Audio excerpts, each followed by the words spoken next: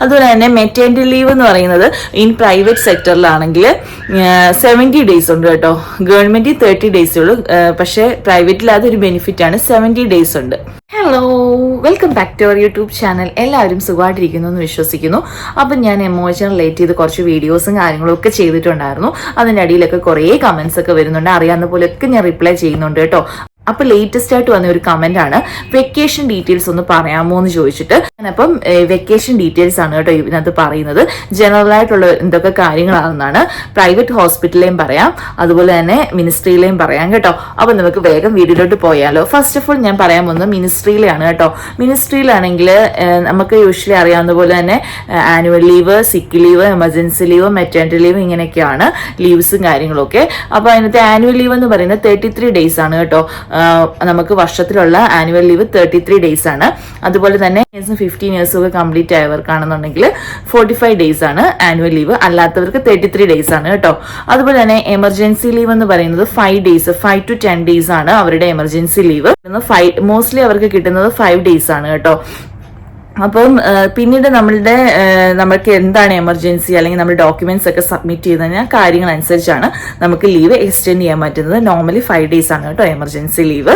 അതുപോലെ തന്നെ സിക്ക് ലീവ് എന്ന് പറയുന്നത്, ഇപ്പം നമുക്ക് സിക്ക് ആയെന്നുണ്ടെങ്കിൽ നമുക്ക് ഗവൺമെന്റിന്റെ തന്നെ സഹേൽ ആപ്പ് ഉണ്ട്. നമുക്ക് അതിനകത്ത് നിന്ന് ഡയറക്റ്റ് തന്നെ നമുക്ക് സിക്ക് ഫോം നമുക്ക് ഡൗൺലോഡ് ചെയ്തെടുക്കാൻ പറ്റും. ആ ആപ്ലിക്കേഷൻ ത്രൂ ഗവൺമെന്റിന്റെ ആണ്. ആ ആപ്ലിക്കേഷൻ ത്രൂ നമുക്ക് സിക്ക് ഫോം ഡൗൺലോഡ് ചെയ്തെടുക്കാം കേട്ടോ. ഇപ്പം അതാത് ദിവസം മാത്രമേ എടുക്കാൻ പറ്റത്തുള്ളൂ.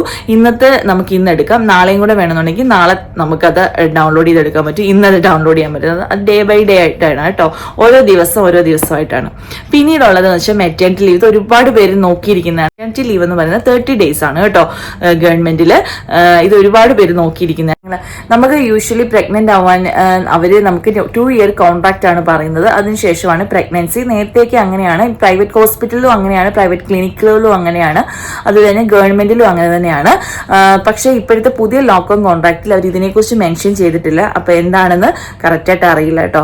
ഇതൊക്കെയാണ് ജനറൽ ആയിട്ടുള്ള ഒരു ഡീറ്റെയിൽസ് വെക്കേഷന്റെ. ഇനി പ്രൈവറ്റിന്റെ കാര്യം പറയുവാണെന്നുണ്ടെങ്കിൽ പ്രൈവറ്റിലും അതുപോലെ തന്നെ ആനുവൽ ലീവ് 30 ഡേയ്സ് ഉണ്ട്. അല്ലെന്നുണ്ടെങ്കിൽ ചില കമ്പനികളൊക്കെ 35 ഡേയ്സ് കൊടുക്കുന്നുണ്ട്. ചിലവർ 30 കൊടുക്കുന്നുള്ളൂ, ചിലവർ 35 ഡേയ്സ് കൊടുക്കുന്നുണ്ട്. അതുപോലെ തന്നെ സിക്ക് ലീവ് 15 ദിവസമുണ്ട്. അത് നമ്മളാണെങ്കിൽ ഇതുപോലെ തന്നെ ആപ്ലിക്കേഷൻ ത്രൂ നമ്മൾ ഡൗൺലോഡ് ചെയ്തെടുക്കുക. അത് ചില കമ്പനികൾ അക്സെപ്റ്റ് ചെയ്യും, ചില കമ്പനികൾ അക്സെപ്റ്റ് ചെയ്തില്ല. അപ്പൊ നമ്മൾ ഡയറക്റ്റ് ഹോസ്പിറ്റലിൽ പോയി തന്നെ ഡോക്ടേഴ്സിനെ നിന്ന് എഴുതി വാങ്ങിക്കുന്നത് ചില കമ്പനികൾ അക്സെപ്റ്റ് ചെയ്യത്തുള്ളൂ സിക്ക് ഫോം. അതുപോലെ തന്നെ എമർജൻസി എന്ന് പറയുന്നത് 10 to 15 ഡേയ്സ് ഉണ്ട് കേട്ടോ. അപ്പൊ അതും നമുക്ക് കിട്ടും. പിന്നീട് നമ്മുടെ എന്താണ് എമർജൻസി അതനുസരിച്ച് മാത്രമേ നമുക്ക് ലീവ് എക്സ്റ്റെൻഡ് ചെയ്യാൻ പറ്റുള്ളൂ. യൂഷ്വലി 10 to 15 ഡേയ്സ് ആണ് കിട്ടുന്നത് എമർജൻസി. അതുപോലെ തന്നെ മെറ്റേണിറ്റി ലീവ് എന്ന് പറയുന്നത് ഇൻ പ്രൈവറ്റ് സെക്ടറിലാണെങ്കിൽ 70 ഡേയ്സ് ഉണ്ട് കേട്ടോ. ഗവൺമെന്റ് 30 ഡേയ്സേ ഉള്ളൂ, പക്ഷേ പ്രൈവറ്റിൽ അതൊരു ബെനിഫിറ്റ് ആണ്, 70 ഡേയ്സ് ഉണ്ട്. പ്രൈവറ്റിന് ജനറൽ ആയിട്ടുള്ള ഡീറ്റെയിൽസ്. അപ്പൊ എല്ലാവർക്കും മനസ്സിലായെന്ന് വിചാരിക്കുന്നു കേട്ടോ. അപ്പൊ വീഡിയോ ഇഷ്ടമാണെങ്കിൽ ലൈക്ക് ചെയ്യണം, സബ്സ്ക്രൈബ് ചെയ്യണം, സപ്പോർട്ട് ചെയ്യണം. Thank you, bye bye.